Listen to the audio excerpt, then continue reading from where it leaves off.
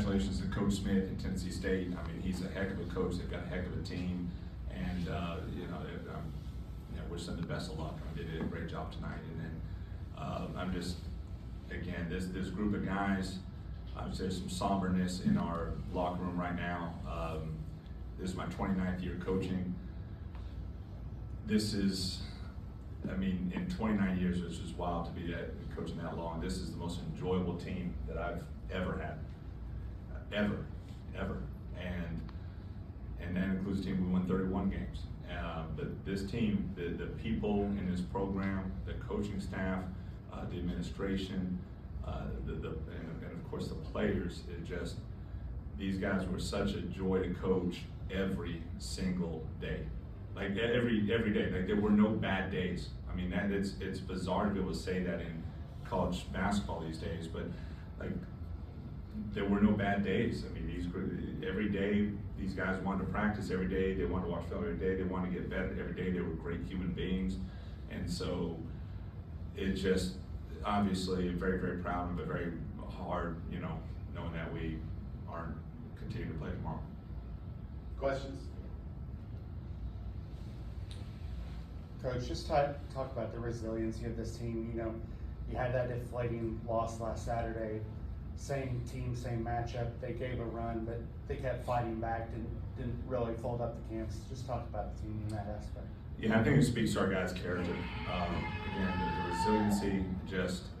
Again, I mean, that a loss that we had last Saturday could have crushed us, and we came back and got Eastern Illinois' best shot and found a way to win yesterday, and then just gave everything we could today. We couldn't quite make enough shots, obviously, not quite enough defensive stops, but I mean, just our guys just keep battling. I mean, Tennessee State, I think we looked at I think they've only been held under 70 like 6 times all year, and 2 of them were against us. And unfortunately, we couldn't find a way to put the ball in the hole quite enough. But again, it just shows how our guys just keep getting off the mat. And this is with 5 freshmen, a sophomore, and right here the youngest junior in the country. So with a young group, I'm just really proud of our guys. Coach, just talk about the development throughout the season from the start of the year in non-conference to then losing Dragos and you kind of having injuries dealt with, but the resiliency you talked about. Just talk about that development from the beginning of the season where you are now and just how that's been for you guys. Yeah, we did face a lot of adversity. We had Dragos Lungu going out in the 6th game, especially with such a young team we had. I mean, I can't say that there weren't a few days after that. Obviously, that day was really, really hard with him going to the emergency room and everything. And there was a few days that I did think, oh gosh, how are we going to do this? And how do we? Because these guys just, it was next man up all year. We had 10 different leading scorers this year. We had guys banged up during conference.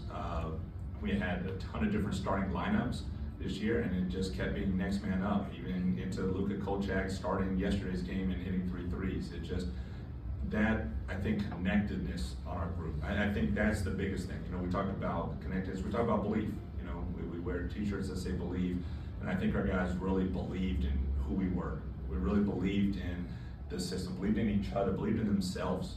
And that's how you fight through adversity over and over and over and keep getting off the mat and finding a way.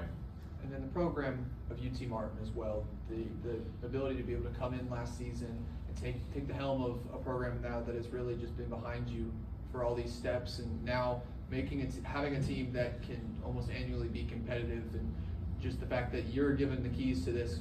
Just talk about how Martin has kind of been behind all of this, and then also just what the future looks like. Absolutely. Like with any program, it starts with great administration. You have to have unbelievable alignment with the administration. Our athletic director is incredible. Our chancellor is incredible. And obviously, I'm very glad to give you the chance to run this program. But this was our 3rd, Final Four in 4 years. And so that preceded even me. I mean, Ryan Ritter did an incredible job here. Now we're trying to do a great job here. And so we don't have that without unbelievable alignment and great administration. And now with us specifically, we wanted to do it a little different this year. I learned a lot last year. We had a really good team last year too, but we wanted to go younger where everyone else was going older. We wanted to get young guys to be the foundation piece of this program. And you know, with 5 freshmen that played, you know, three started almost all year, 5 guys in the top 8 rotation, another guy's a sophomore, and then obviously where it wound up from there. You know, we're trying to lay a foundation to be a really big time program, and it takes time, but we're trying to do it different than everybody else. You know, we don't just want to recruit just a bunch of portal guys every year. I mean, we want to try to grow and develop and grow and develop, and you know, I'm excited to grow and develop and see what I can learn, you know, this offseason and what I can do to try to help these guys become better players. Andrea, you battled some injuries last year. Finding your way into that rotation at times was hard. You took a huge step in your production this year. What kind of went into that, and how did you see this team from a player perspective, how it came together? So I mean, every injury is hard. So even when I came back, I was not the same player. I needed like 10 games to get back my rhythm, and I finally catch my rhythm like last 5 games last season. So I was really excited for the season coming up. So I worked really hard, like getting shots out, being in the gym every night with assistant coaches, Drew Kelly, Selehan, everybody helping me out, working on everything I could to be a better player, and that's why I made the jump. And also behind every player gotta be why I do this, you know. So I mean, we have here Shirley Strong is for Coach Seller. I play for Coach Seller for his family. I mean, you always gotta have why. I mean, we had, like Coach said, ups and downs this year. Our best player, Slum, got hurt, and I mean, Matas, our second best player, is an 18-year-old guy. So I mean, I'm really, really proud of this team from what we did, from where we came, like bunch of nobodies, everybody would say, and like everybody got us like what in the pool, like dead last or something like that, you know, this year, and we came to be first, like half the season, and I'm really proud of these guys, and like there's nobody else I would like to do this other than them. For the rest of the players too, that bunch of nobodies thing, how much did you carry that with you guys this season, knowing that every step of the way you were going to be doubted coming into the season? Everybody had you at the bottom because nobody knew what to expect out of you guys, and you blew those expectations out of the water.